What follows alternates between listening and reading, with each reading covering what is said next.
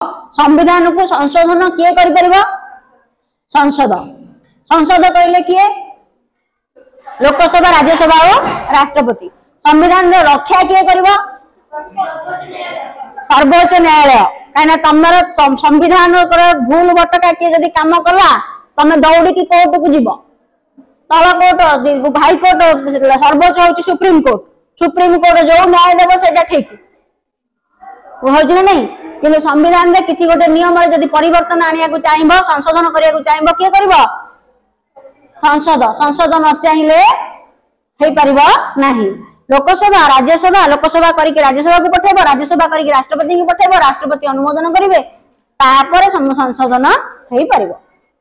बुझे ना नहीं वर्तमान पर्यंत 106 थर संविधान संशोधन हो सारा लास्ट संविधान संशोधन होता नारी शक्ति बंधन अधिनियम पाई।